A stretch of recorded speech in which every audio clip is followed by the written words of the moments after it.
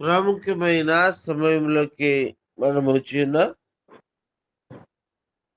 ఈ యొక్క దినము దైవ వర్తమానంలో అందించుటకు మన మధ్యలో మన యొక్క యునైటెడ్ క్రిస్టియన్ యూత్ యొక్క ప్రెసిడెంట్ గారు బ్రదర్ వినీత్ కుమార్ గారు మన మధ్యలో ఉన్నారు.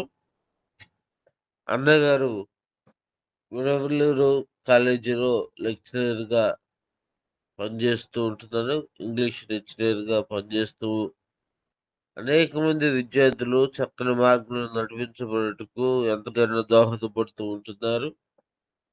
అదేవిధంగా బట్టగాగులు సంఘంలో సేవకుడుగా అక్కడ పనిచేస్తూ ఉంటున్నారు. దేవుని కృప బట్టి సంఘాన్ని ఎంతగానో అభివృద్ధి చెందుతూ వస్తూ ఉంటుంది. అదేవిధంగా మన యునైటెడ్ క్రిస్టియన్ యూత్ యొక్క పరిచయలోను ఎంతగానో ప్రయాసపడుతూ ముందుకు వెళ్తూ ఉంటున్నాడు. కాబట్టి ఈ 3 పరిచయలు మనం గమనించినప్పుడు ఒకటి విద్యార్థులను తీర్చిదిద్దటంలోను, ఒకటి విశ్వాసులున్న సంఘాన్ని బలపరచటంలోను, మరొకటి యవనస్తుల యొక్క పరిచయంలోను అన్నెంతగానో పనిచేస్తూ వస్తూ ఉంటున్నాడు. అన్న కొరకు అన్న యొక్క కుటుంబం కొరకు మీకు అనుదిన ప్రార్థనలో జ్ఞాపకం చేసుకోవాల్సిందిగా ప్రభు పేరట మనవి చేస్తూ ఉంటున్నాం.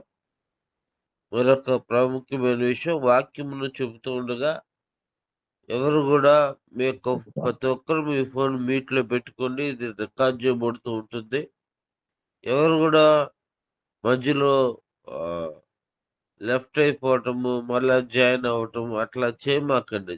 ప్రార్థన ప్రార్థనలన్నీ అయిపోయిన తర్వాత సమయానుకూలంగా ఖచ్చితంగా మనం ముగిస్తూ ఉంటున్నాం కాబట్టి ప్రతి ఒక్కరు ఉండవలసిందిగా ప్రభు పేరట ప్రేమతో మనవి చేస్తూ ఈ సమయాన్ని వినీత్ అన్న గారికి అప్పగిస్తూ ఉంటున్నాం. Thank you brother. అందరికీ వందనాలు. ప్రార్థన చేసుకుందాం. పరిశుద్ధుడా, ప్రేమ కలిగిన తండ్రి, మీకు స్తోత్రం నాయన. ఈ ఉదయకాల సమయంలో తండ్రి, ఆయన మొదటి గడియ తండ్రి మీతో గడిపే భాగ్యం మీరు మాకు ఇచ్చారు. ఈ భాగ్యము ఎందరికో లేదు నాయన. అయితే తండ్రి ఈ సమయంలో ప్రభావ మా యొక్క యూసీవై ప్రేయర్ టీం అందరం కూడా తండ్రి ఆయన ఆ భాగ్యం ఇచ్చినందుకు వందనాలు తెలియజేస్తున్నాం. అదేవిధంగా ప్రభా తండ్రి వాక్యం వింటున్న ప్రతి ఒక్కరినైనా శ్రద్ధగా వినడానికి తగిన సహాయము, మంచి మనస్సు తండ్రి ఇంటర్నెట్ కూడా మీరు చక్కగా ఉంచమని విజ్ఞాపన చేస్తున్నాను ఆయన. అదేవిధంగా ప్రభా నన్ను కూడా మీ బోరగా వాడుకోండి తండ్రి. వింటున్న తండ్రి ప్రతి ఒక్కరికైనా అర్థమయ్యేలా చెప్పడం తగిన జ్ఞానం దయచేయమని, అదేవిధంగా ప్రభా మమ్మల్ని అందరినీ కూడా తండ్రి మా కుటుంబాలను మీరు జ్ఞాపకం చేసుకొని మమ్మల్ని మీరు దీవించమని యేసుక్రీస్తు నామములో అడిగి పెట్టుకుంటున్నాను తండ్రి. ఆమేన్. ఆమేన్. ఆమేన్. అందరికీ వందనాలు. మనము మత్తయి సువార్త 11వ అధ్యాయము 28వ వచనాన్ని మనం చదువుకున్నాం. ప్రయాసపడి భారము మోసుకొనుచున్న సమస్త జనులారా నా యొద్దకు రండి, నేను మీకు విశ్రాంతి కలుగజేతును అనే వాక్య భాగాన్ని మనం చదువుకున్నాం.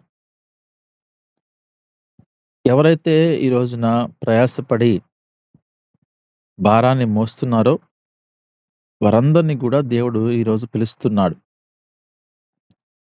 ఈ రోజున ఈ లోకంలో రకరకాల ప్రయాసలు, మరి మనము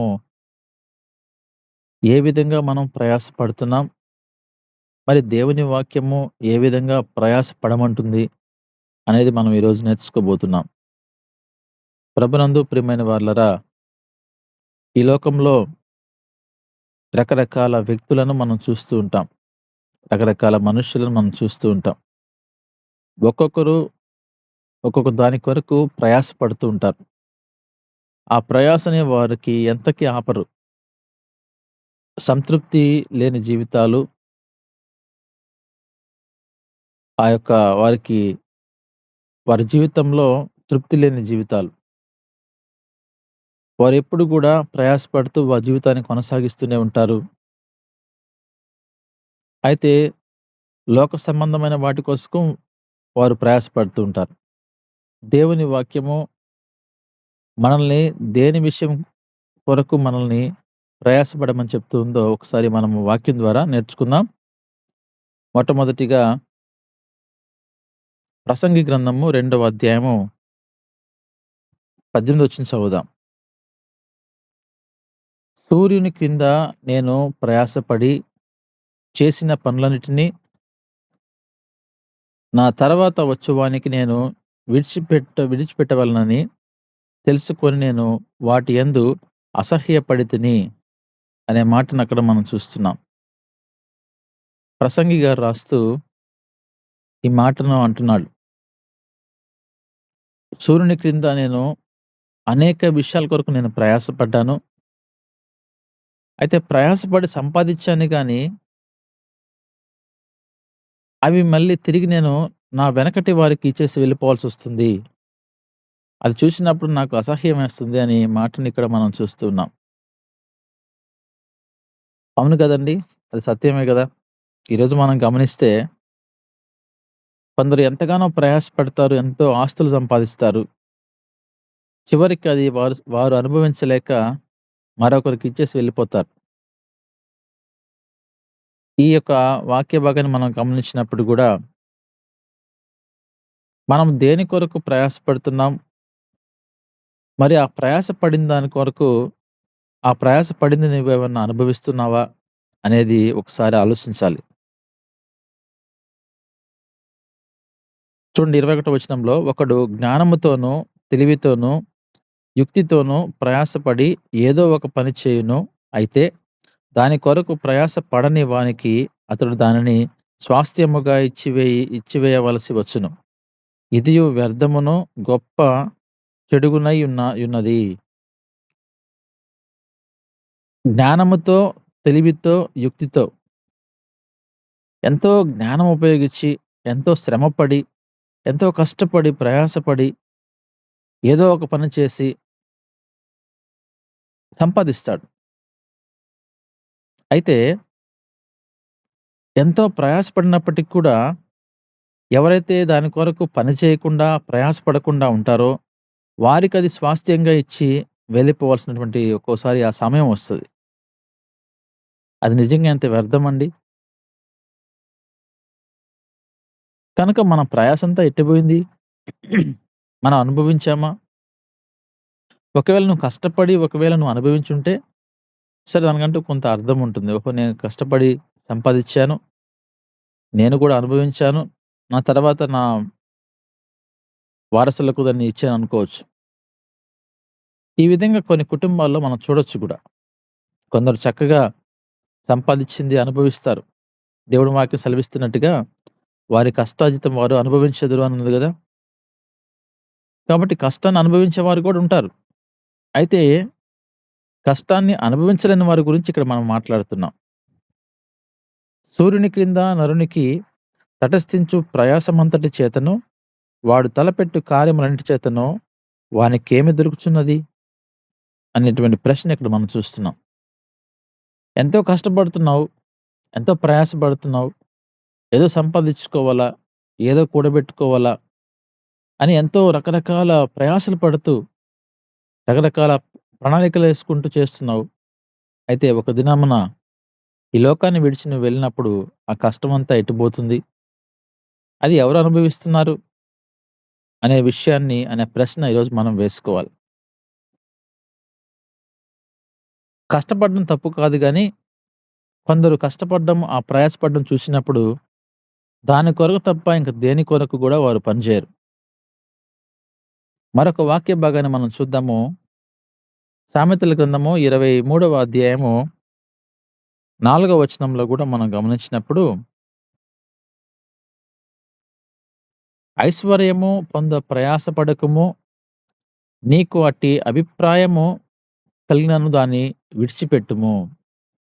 కొందరికి ధనం మీద ఎంతో ప్రయాస. ఎంత ధనం సంపాదించినప్పటికి కూడా ఇంకా సంపాదించాలి. ఆ డబ్బును తీసుకుని వెళ్ళి లేకపోతే వడ్డీకి ఇవ్వడమో, ఆ ధనం తీసుకెళ్ళి ఇంకెక్కడో దాన్ని వారికి ఇవ్వడమో మనం చూస్తూ ఉంటాం. ఇప్పుడు రకరకాలుగా వడ్డీలని, చక్కెర వడ్డీలని, లేకపోతే రకరకాల పేర్లతో ఉపయోగించి ప్రజల దగ్గర నుంచి దోచుకుంటున్నారు. ఐశ్వర్యము సంపాదించుకోవచ్చు గానీ, అతిగా ఆశపడి ఐశ్వర్యము పొందడానికి ప్రయాసపడేవారు చాలామంది మనం చూస్తా ఉన్నాం. ఇటువంటి ప్రయాస వల్ల మనకు ఉపయోగం ఏంటి? దానివల్ల నీకు ఆరోగ్యం దెబ్బతింటుంది గానీ, నువ్వు ఎక్కువ కాలము జీవించడం అనేది జరగదు. ఎందు నిమిత్తం అంటే, నువ్వెంతగానో నీ శరీరాన్ని లేపోతే నీ యొక్క మైండ్‌ని నువ్వు ట్రబుల్ చేస్తా ఉన్నావు. దేనికోసం? డబ్బు సంపాదిచ్చాలా, ఆస్తి కూడబెట్టుకోవాలా, ఐశ్వర్యం సంపాదించుకోవాలా, అనేక మందిలో నిన్ను గొప్ప అనిపించుకోవాలా, మంచి స్టేటస్ సంపాదించుకోవాలా. దీనికోసం నువ్వు ప్రయాసపడుతున్నావు. అందుకే వాక్యం అంటుంది, అట్టి అభిప్రాయము కలిగిన దాన్ని విడిచిపెట్టుము అంటుంది. ఒకవేళ నువ్వు ఐశ్వర్యం కొరకు ప్రయాసపడుతున్నట్లయితే, నీవు దాన్ని విడిచిపెట్టు. అభిప్రాయాన్నే వదిలేయమంటున్నాడు దేవుడు. కనుక ప్రభునందు ప్రియమైన వాళ్ళరా, ఈరోజు మనం దేని కొరకు ప్రయాసపడుతున్నాము అనేది ఒకసారి అందరం ప్రశ్నేసుకోవాలి. దేవుడు మనకు జీవనోపాధిగా ఉద్యోగం ఇచ్చాడు, మంచిదే. జీతం మనకు దేవుడు ఏర్పాటు చేశాడు, మంచిదే. లేకపోతే వ్యాపారం చేసేవాళ్ళు ఆ వ్యాపారం చేసుకోవచ్చు, మంచిదే. పనికెళ్ళేవాళ్ళు, పొలంకెళ్ళేవాళ్ళు, సంపాదించుకునేవారు చేసుకోవచ్చు, మంచిదే. దాన్ని తీసుకొని వెళ్ళి, ఆ డబ్బును తీసుకొని వెళ్ళి ఇంకా నువ్వు సంపాదించుకోవాలా, అంతకంటే ఎక్కువ ప్రయాసపడాలా, రకరకాల డ్యూటీస్ చేయడం, ఓవర్ డ్యూటీస్ చేయడం, అతిగా సంపాదించుకోవడము అనేది ఇక్కడ మనం చూస్తున్నాం. దాని గురించి ఇక్కడ దేవుడు మాట్లాడుతున్నాడు. కనీసం కొందరిని మనం గమనించినట్లయితే ఆదివారం కూడా దేవునికి సమయం ఇవ్వరు. ఆదివారం కూడా సమయం ఇవ్వకుండా ఇలా పనులకెళ్ళే వాళ్ళు అనేక మంది ఉంటున్నారు. ఎంత బాధాకరమండి అది. దేవుడు ఆ రోజు మనల్ని విశ్రాంతి తీసుకొని దేవుని కొరకు ఆ సమయాన్ని కేటాయించమని ఆయన చెప్పుంటే, ఆ విషయాన్ని మనం మర్చి ఎంతగానో సంపాదించాలని ప్రయాసపడుతూ ఉన్నాం మన జీవితంలో. ఇదొక గుంపు, ఆస్తిని సంపాదించేటువంటి గుంపు. అయితే మనం ఇక్కడ చూసినప్పుడు మరొక వాక్య భాగం చూద్దాము. యోబు గ్రంథము 20వ అధ్యాయము 18వ వచనం చదువుదాం. దేని కొరకు వారు ప్రయాసపడి సంపాదించి ఉండిరో దానిని వారు అనుభవింపక మరలా అప్పగించెదరు. వారు సంపాదించిన ఆస్తి కొలది వారికి సంతోషం ఉండదు. ఆస్తి సంపాదిస్తారు, ప్రయాసపడతారు. కనీసం దాన్ని వాళ్ళు అనుభవించలేరు కూడా చాలామంది. అనుభవించలేని స్థితిలో ఉంటారు. ఎంతగానో కూడగడతారు. ఎంతో ఆస్తిని సంపాదించుకుంటారు. అదే విధంగా మరి సంపాదించారు గదా! డబ్బు ఉంది గదా! వాళ్ళ కుటుంబాల్లో. కానీ వాళ్ళ కుటుంబంలో ఏముండదు? సంతోషం ఉండదు. సంపాదించినటువంటి డబ్బుంది. కానీ ఆ కుటుంబంలో ఎప్పుడు కూడా సంతోషం ఉండదు. ఎప్పుడు ఏదో ఒక బాధ, ఏదో ఒక అనారోగ్యం, ఏదో ఒక శోధనలు, ఏదో ఒక బాధలు. మరి సంపాదించావు, దానివల్ల లాభం ఏంటి నీకు? ఎంతో ప్రయాసపడ్డావు, దానివల్ల నీకు లాభం ఏంటి? నీవు ధనం సంపాదించుకున్నావు గానీ, ఆరోగ్యాన్ని సంపాదించుకోలేకపోయావు. నువ్వు ధనం సంపాదించుకున్నావు గానీ, మానసికమైన ఆనందాన్ని సంపాదించుకోలేకపోయావు. ధనం సంపాదించుకున్నావు గానీ, కుటుంబంలో సంతోషాన్ని సంపాదించుకోలేకపోయావు. ధనం సంపాదించుకున్నావు గానీ, ఆత్మీయ జ్ఞానాన్ని సంపాదించుకోలేకపోయావు. ప్రభునందు ప్రియమైన వాళ్ళారా, ఇలాంటి కుటుంబాలు ఎన్నో ఉన్నాయండి. ఆస్తి కొరకు, ధనము కొరకు ప్రయాసపడుతున్నారేమో ఒకసారి ఆలోచించండి. తర్వాత వాక్య భాగంలో మనం నేర్చుకోబోతున్నాం. దేని కొరకు మనం ప్రయాసపడాలో దేవుని వాక్యం ఏమని సెలవిస్తుందో ఒకసారి మనం చూద్దాం. ప్రసంగి గ్రంథము 1వ అధ్యాయము 13వ వచనం చదువుదాం. ఆకాశము క్రింద జరుగునది అంతటిని జ్ఞానము చేత విచారించి గ్రహించుటకై నా మనసు నిలిపితిని. వీళ్ళకి జ్ఞానం ఎక్కువ. ఆకాశం కింద ఏం జరుగుతుందో, అసలు ఏంది ఇక్కడ అనేటువంటి ఉద్దేశంతోటి వీళ్ళ మనసంతా కూడా దాని మీదే ఉంటుంది. జ్ఞానం కోసం వీరు తాపత్రయపడతారు. ఏదో తెలుసుకోవాలా, ఏదో సంపాదించేసేయాల. నీ తెలివంతా దాని మీద పెడతావు. ఒకానొక సహోదరులు నాకు తెలిసిన వారున్నారు. వారికి ఆరోగ్యం సరిగా లేదు. వారు పెద్దవారైపోయారు. అయితే వారు నాతో అంటున్నారు ఒక మాట. నేను అతన్ని కలిసినప్పుడు, "వినీత్, నాకొక ఆశ ఉంది." ఏంటి? ఆశ ఏందంటే, సునామీ ఏ విధంగా వచ్చిందో తెలుసుకోవాలి. నేను ఆ ప్రాంతంలో ఆ యొక్క మత్స్యకారులు సముద్ర ప్రాంతానికి వెళ్ళి, అక్కడ నేను ఏర్పాటు చేసుకొని ఒక చిన్న ఇల్లు ఏర్పాటు చేసుకొని దాన్ని గమనించాలంట. చూడండి. సునామీ ఒకవేళ వస్తే ఆ సముద్రంలో నుంచి మొట్టమొదటిగా ఇతనిల్లే పోద్ది. అయితే గమనించండి, అతని యొక్క ఆలోచన, ఆ జ్ఞానాన్ని దేనికి ఉపయోగిస్తున్నాడు? దేవుడు ఆజ్ఞాపిస్తేనే ఈరోజు సముద్రం గాని, ఆకాశం గాని, పక్షులు, జంతువులు ఇవన్నీ గూడా దేవుని మాట వింటున్నాయి. అయితే దాని గురించి తెలుసుకోవడానికి ప్రయాసపడుతున్నాడు అంటే, మరి మీరు ఆలోచించాలి ఒకసారి. పోనీ నీకు ఆరోగ్యం ఏమైనా యవనస్తుడివా? కాదు. ఆకాశం క్రింద జరుగుతున్నటు వాటి గురించి జ్ఞానము చేత విచారించి గ్రహించుటకై మనసు నిలుపుతూ ఉన్నాడు అతను. ఇదొక గుంపు. వీరు అతిగా ఆలోచిస్తారు. అతిగా ప్రయాసపడతారు. జ్ఞానవంతులము అనిపించుకోవాలని చెప్పి ఎంతగానో ఈ లోకంలో తాపత్రయపడతారు. అటువంటి జ్ఞానము దేవునికి అవసరమా? అటువంటి లోక జ్ఞానము దేవుని దృష్టిలో అది వెరితనం కాదా? ఆత్మీయ జ్ఞానాన్ని మనం సంపాదించుకోవాలండి. చూస్తున్నాం గదా! ఇటువంటి మనుషులు గూడా మనం చూస్తూ ఉంటాం సమాజంలో. మరొక వారి గురించి చూద్దాం. ఇర్మియా గ్రంథము 9వ అధ్యాయము 5వ వచనం గమనిద్దాం. సత్యము పలుకక ప్రతివాడును తన పొరుగువానిని వంచించుచు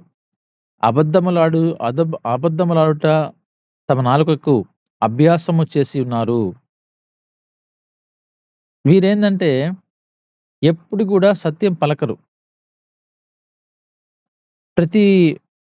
ప్రతి ఒక్కరు గూడా పొరుగు వారి గురించి వాళ్ళని వంచిస్తూ, వారిని మోసం చేస్తూ, దానికోసం ప్రయాసపడతారు వీళ్ళు. ఇదొక గుంపు.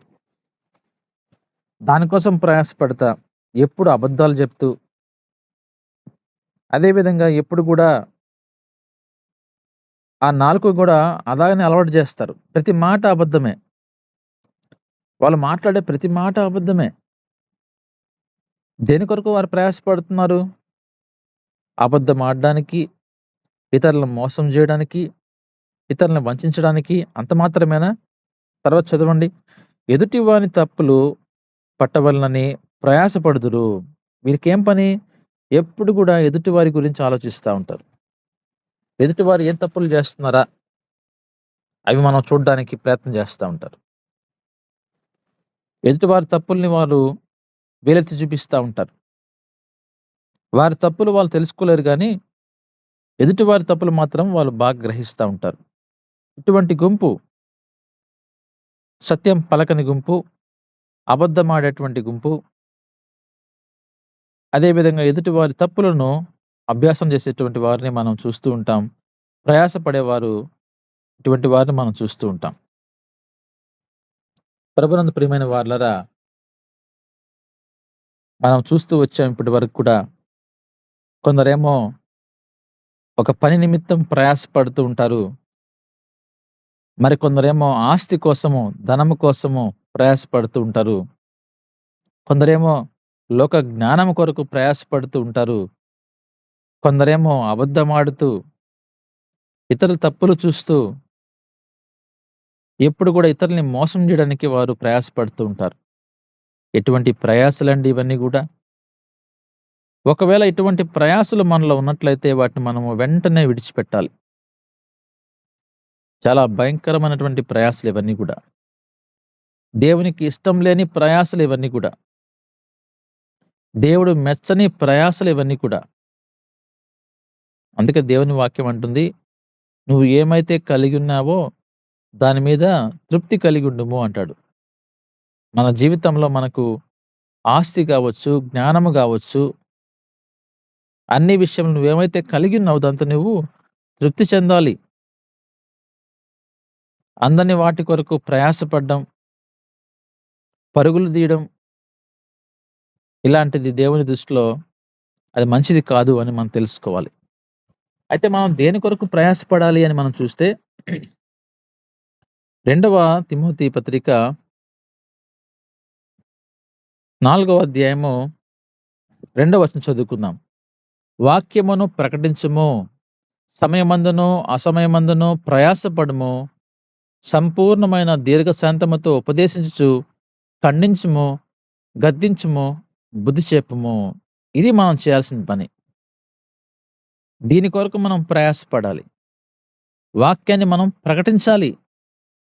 ఒక క్రైస్తవుడిగా, క్రైస్తవురాలిగా ఏ రోజన్నా నువ్వు వాక్యాన్ని ప్రకటించావా? ఒకసారి ఆలోచించు. వాక్యాన్ని మనం ప్రకటించాలి. ఎప్పుడు? సమయమందును అసమయమందును. ఒక సమయం కాదు, ఏ సమయంలో నీకు వీలుంటుందో ఆ సమయంలో నువ్వు ప్రయాసపడాలి. సంపూర్ణమైన దీర్ఘశాంతంతో నువ్వు ఉపదేశించాలి. నీలో దీర్ఘశాంతం ఉండాలి నీలో. అందరికీ మంచిగా ఉపదేశించాలి. ఎలా ఉపదేశించాలి? ఖండించాలి అవసరమైతే గద్దించాలి, అవసరమైతే బుద్ధి చెప్పాలి. ఇది ప్రయాస. దీని కొరకు మనం ప్రయాసపడాలి. దేవుని పరిచర్య కొరకు మనం ప్రయాసపడాలి. దేవుని సువార్త కొరకు మనం ప్రయాసపడాలి. దేవుని కొరకే నీ జీవితాన్ని నువ్వు గడపాలి ఈ లోకంలో. దేవుడు నీకు లోకంలో నీకు జీవితం ఇచ్చిందే దేవుడు. ఆయన చేతులతో నిన్ను పట్టుకొని నిన్ను తయారు చేశాడు. ఎందుకు? ఆయన కొరకు బ్రతుకుతావని. ఈరోజు ఈ యొక్క విషయాన్ని మరచిపోయి లోకంలో ఆయన మన కొరకు ఇచ్చిన వాటి కొరకు ప్రయాసపడుతూ ఉన్నామంటే ఆయన అంటాడు, మొదట మీరు దేవుని రాజ్యమును నీతిని వెతకండి, మీకేం కావాలో అవన్నీ నేను మీకు అనుగ్రహిస్తా అంటున్నాడు కదా. మనకేం కావాలో అవన్నీ ఆయన అనుగ్రహిస్తాడండి. నువ్వు మొదట దేవుని వాక్యాన్ని ప్రకటించు. ఆయన కొరకు సమయాన్ని నువ్వు కేటాయించు. ఉద్యోగం చేస్తా ఉన్నాను సార్, నేను చాలా అలసిపోతున్నానండి, రాలేకపోతున్నాను సార్ మార్నింగ్ ప్రేయర్కి, చాలా కష్టపడిపోతున్నామండి, ఇట్లాంటి మనం వింటూ ఉంటాం రకరకాలుగా. ఉద్యోగం కొరకు ఎంత కష్టపడుతున్నావో, ఎంత ప్రయాసపడుతున్నావో, ధ్యానం కొరకు ఎంత కష్టపడుతున్నావో, ఎంత ప్రయాసపడుతున్నావో, నీవు ఆస్తి కొరకు ఎంత కష్టపడుతున్నావో, ఎంత ప్రయాసపడుతున్నావో, అంతకంటే ఎక్కువగా ఇక్కడ నువ్వు ప్రయాసపడాలి. అలా ప్రయాసపడినప్పుడు దేవుడు నిన్ను, నీ కుటుంబాన్ని దేవుడు దీవిస్తాడు. ఒకానొక భక్తుడు రాస్తూ అంటాడు, ప్రతిరోజు కూడా కొంత సమయము దేవుని కొరకు కేటాయించి ప్రార్థన చేసుకునేవాడు. ఒకానొక రోజున అతనికి చాలా మంచి బిజీ షెడ్యూల్ అయిపోయింది. ఆయనకి ఎక్కువ పని ఆ రోజు ఏర్పడింది. అయితే ఆయన అంటున్నాడు, ఆ రోజు నేను ఇంకా ఎక్కువ సమయం కేటాయించాలా అంటున్నాడు. చూడండి ఎంత బాగుందో మాట.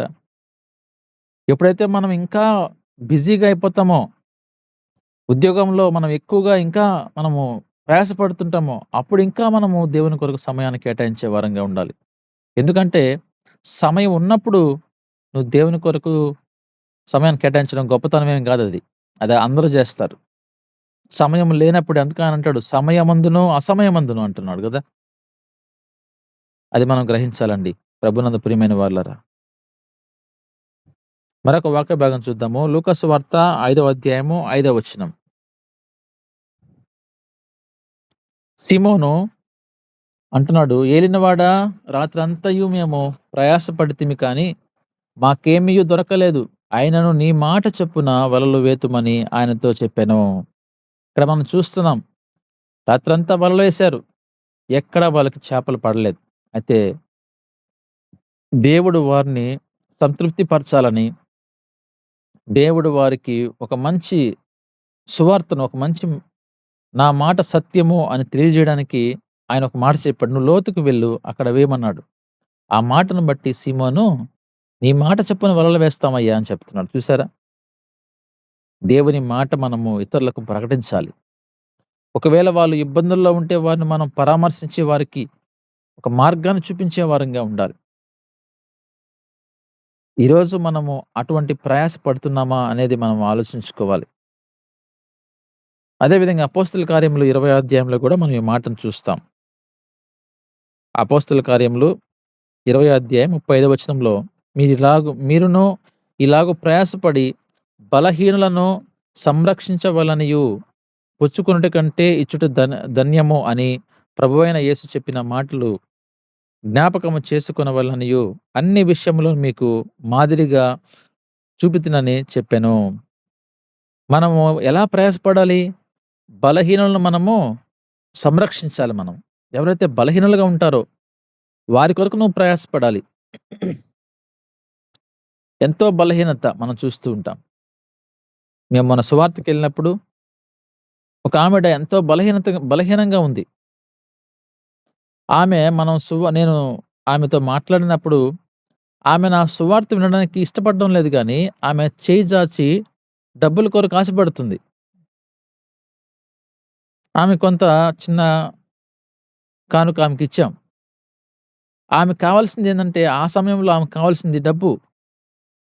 సువార్త చెప్పినప్పటికీ కూడా ఆమె వినడానికి ఆమెకి ఇంట్రెస్ట్ లేదు. ఆ సమయంలో వాళ్ళ కుమారుడు మరొక చోటున్నాడు.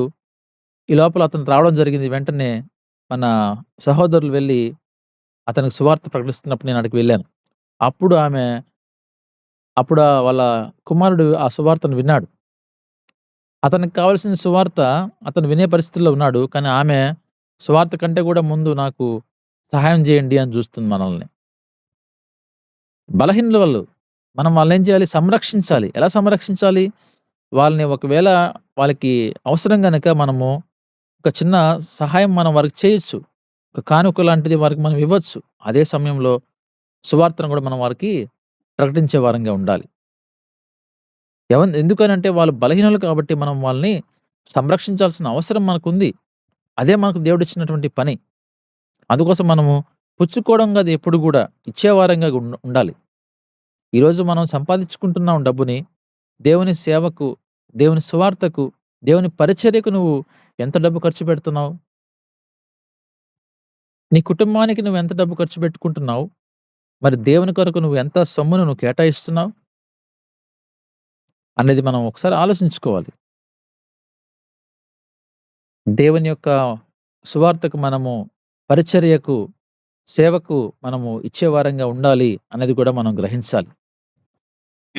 మరొక వాక్య భాగం చదివి నేను ముగిస్తాను. 1 తిమోతి పత్రిక 6వ అధ్యాయము 11వ వచనం చదువుకుందాం. దైవజనుడా, నీవైతే వీటిని విసర్జించి నీతిని, భక్తిని, విశ్వాసమును, ప్రేమను, ఓర్పును, సాత్వికమును సంపాదించుకొనుటకు ప్రయాసపడము. ఎవరైతే ఈరోజు దైవజనులుగా ఉన్నారో, లేకపోతే వాక్యాన్ని బోధిస్తున్నారో, దేని కొరకు మనం ప్రయాసపడాలంట? దేవుని వాక్యం ఏమంటుంది? పైన చదివితే మనం ధనాపేక్ష కొరకు కాదు, కీడు చేయడానికి కాదు మనం ప్రయాసపడాల్సింది. మనం ఏం చేయాలి? అవన్నీ మనం విసర్జించి నీతిని, భక్తిని, విశ్వాసమును, మనలో నీతి ఉండాలి, భక్తి కొరకు మనం ప్రయాసపడాలి, విశ్వాసం కొరకు ప్రయాసపడాలి, ప్రేమ కొరకు ప్రయాసపడాలి, ఓర్పు కొరకు ప్రయాసపడాలి, సాత్వికము కొరకు ప్రయాసపడాలి. వాటిని మనం సంపాదించుకోవాలి. ఈరోజు ధనము కాదు మనం సంపాదించుకోవాల్సింది. నీకు దేవుడిచ్చినటువంటి ఉద్యోగాన్ని బట్టి నీకు ఒక శాలరీ ఆయన కేటాయించాడు. అది నీకు వస్తుంది. దానితో పాటు నువ్వు దేని కొరకు ప్రయాసపడాలంటే వీటన్నిటి కొరకు మనం ప్రయాసపడాలి. నీతి కొరకు, భక్తి కొరకు, విశ్వాసం కొరకు, ప్రేమ కొరకు, ఓర్పు కొరకు, సాత్వికము కొరకు, వాటిని మనం సంపాదించుకోవడానికి మనం ప్రయాసపడినప్పుడు దేవుడు మనల్ని మంచి మార్గం నడిపిస్తాడు. కనుక ప్రభునందు ప్రియమైన వారలారా, ఈరోజు మనము దేని కొరకు మనం ప్రయాసపడుతున్నామో అనేది మనందరం ఒకసారి ఆలోచిద్దాం. సార్, ప్రతి ఒక్కరు కూడా ఆలోచించాలి. వింటున్నటువంటి మీరు ఆలోచించాలి, చెప్తున్నటువంటి నేను ఆలోచించాలి. దేని కొరకు మనం ప్రయాసపడుతున్నాం? దేవుని వాక్యం అనేక విషయాలు మనకు తెలియజేస్తా ఉంది. పని కొరకు ప్రయాసపడుతున్నావా? ఆస్తి కొరకు ప్రయాసపడుతున్నావా? జ్ఞానం కొరకు ప్రయాసపడుతున్నావా? ఎదుటివారి తప్పులు చూడడానికి, లేకపోతే నిందించడానికో, ఇబ్బంది పెట్టడానికో ప్రయాసపడుతున్నావా? అవన్నీ వెంటనే విడిచిపెట్టు. అవి దేవుని వాక్యానికి అనుకూలమైంది కాదు. నువ్వు దేని కొరకు ప్రయాసపడాలి? క్రీస్తు సువార్త నిమిత్తమై నువ్వు ప్రయాసపడాలి. ఆత్మల రక్షణ కొరకు నువ్వు ప్రయాసపడాలి. దేవునికి ఇష్టమైనటువంటి కార్యాలు కొన్ని ఉన్నాయి. జ్ఞానము, విశ్వాసము, ప్రేమ, సాత్వికము, ఆశా నిగ్రహము, ఆత్మ ఫలాలు చాలా ఉన్నాయి. వాటి కొరకు ప్రయాసపడు. అవి సంపాదించుకో. అవి నిన్ను పరలోక రాజ్యాన్ని తీసుకొని వెళ్తాయి. ఆస్తులు సంపాదించుకున్నావా? నువ్వు పరలోకానికి వెళ్తా అనుకుంటున్నావా? ధనవంతుడు లాజరు కథ దేవుడు మన ముందు పెట్టాడు. ధనవంతుడు అనేకమైనవి ఉన్నాయి, ఆస్తులున్నాయి, అంతస్తులున్నాయి. కానీ ఆ ధనవంతుడు నరకానికి వెళ్ళాడు. లాజరు, ఏమి లేని లాజరు, నిరుపేద, ఒంటి నిండా పుండ్లే అయినప్పటికీ పరలోకానికి అర్హుడుగా మరి పరలోకానికి వెళ్ళాడు. ఎవరు గొప్ప? ఆలోచించుకోండి. ఈ వాక్యాన్ని మనం అనేక సార్లు వింటూ ఉంటాం. ఈ కథని అనేక మంది దైవజనులు మనకు చెప్తూ ఉంటారు. అయినప్పటికీ మనలో ధనము సంపాదించడం కోసం ప్రయాసపడుతూ ఉంటాం. కనుక ప్రభునందు ప్రియమైన వారలారా, ఈ ఉదయకాల సమయంలో దేవుడు మనతో మాట్లాడుతున్నాడు. దేని కొరకు ప్రయాసపడుతున్నారు సమస్త జనులారా? అందుకే మనం చదివిన వాక్య భాగంలో, ప్రయాసపడి భారం మోస్తున్నావేమో, నా యొద్దకు రా, నేను నీకు విశ్రాంతినిస్తాను. విశ్రాంతి పొందుకో. నేనేమైతే చెప్పానో దాని కొరకు ప్రయాసపడు. దేవుడి మాటలు మన హృదయంలో భద్రపరిచి దీవించును గాక. ఆమేన్. Thank you brother. దేవునికి స్తోత్రం. చక్కటి వాక్య సందేశాన్ని అందించిన వినీతన్న గారికి ప్రభు పేరిట వందనాలు తెలియజేస్తూ ఉంటున్నాం. దేని కొరకు మనం ప్రయాసపడాలి అనే అంశం మీద మనము దేవుని యొక్క ఆత్మ ఫలాల కొరకు ప్రయాసపడాలి అని దేవుడి దినాన్ని మనతో మాట్లాడుతూ ఉండగా, ఈ వాక్యము మన హృదయంలో నిరంతరంగా ఫలించలాగున మన మధ్యలో ఉన్న సిస్టర్ ప్రసన్న గారు వాక్య ఫలింపు కొరకు ప్రార్థన చేయవలసిందిగా ప్రభు పేరిట మనవి చేస్తూ ఉంటున్నాను. అందరికీ వందనములు. ప్రార్థన చేసుకుందాం. మహాపరిశుద్ధుడా, మహాగణుడా, మహోన్నతుడా, నీకు వందనాలు, స్తోత్రాలయ్యా. సర్వశక్తి మంతుడా, సర్వోన్నతుడా, నీకు వందనాలు, స్తోత్రాలు అయ్యా. ఈ ఉదయకాల సమయంలో నీ పాద సన్నిధులనైనా ఇటు రీతిగా నేను స్తుతించడానికి, నీ వాక్యం వినడానికి మాకు ఇచ్చిన గొప్ప తరుణాన్ని బట్టి నీకు వందనాలు, స్తోత్రాలయ్యా. అయ్యా, మరొక దినాన్ని మాకు ఇచ్చిన గొప్ప దేవానికి స్తోత్రములు. నిజమేనయ్యా, మేము దేనికోసం ప్రయాసపడుతున్నాం అనేది ఒక్కసారి మేము నేను గుర్తు చేసుకునే భాగ్యం మాకు అనుగ్రహించండి అయ్యా. మా హృదయాలను తట్టినందుకు నీకు వందనాలు, స్తోత్రాలయ్యా. మా ప్రయాసము నాయన వ్యర్థం నాయన అయ్యా. నీ కొరకు ప్రయాసపడే వాళ్ళుగానైనా మేము జీవించే కృపను దయచేయండి. నీ వాక్యం ప్రకటించే వాళ్ళుగా జీవించే కృపను మాకు దయచేయండి అయ్యా. సహాయకుడా, సహాయం చేయమని అడుగుచున్నామయ్యా. అయ్యా, ఈ వాక్యమైన ప్రతి ఒక్క బిడ్డ నాయన మేమందరం నాయన వాక్యానుసారంగా జీవించడానికి నాయన మాకు సహాయం చేయమని అడుగుచున్నాం. ఎందుకంటే మేము బలహీనమయ్యా, మమ్మల్ని బలపరచమని అడుగుచున్నామయ్యా. నీకు వందనాలు, స్తోత్రాలు. కృపగల దేవా, దయగల దేవా, నీకు వందనాలు. నీ వద్దకు వస్తే త్రోసివేసే దేవుడు కాదయ్యా. అయ్యా, నీ చెంత మేమందరం ఉండగానైనా మమ్మల్ని ఆశీర్వదించండి. నీ వాక్యానుసారంగా జీవించి నీ దీవెనలు పొందుకునే కృపను మాకు దయచేయమని అడుగుచున్నాను. వాక్యం చెప్పిన నీ బిడ్డను దీవించండి, ఆశీర్వదించండి నాయన. ఆయన కుటుంబాన్ని దీవించండి, ఆశీర్వదించండి నాయన. ఆయన చేస్తున్న ప్రతి ఒక్క సేవలో మీరు తోడునీడుగా ఉండమని అడుగుచున్నాను ప్రభు. నీకు వందనాలు, స్తోత్రాలయ్యా. అయ్యా, ఇప్పటి వరకు మాకు తోడునీడుగా ఉండి నడిపించినందుకు వందనాలు. ఇంకా జరగబోయే విజ్ఞాపన ప్రార్థన, ముగింపు ప్రార్థనలో మీరు తోడునీడుగా ఉండి మా ప్రార్థన ఆలకించి జవాబు దయచేయమని నజరేయుడైన యేసుక్రీస్తు నామములో అడిగి వేడుకొంచున్నాం తండ్రి. ఆమేన్. ఆమేన్. ఆమేన్. దేవుని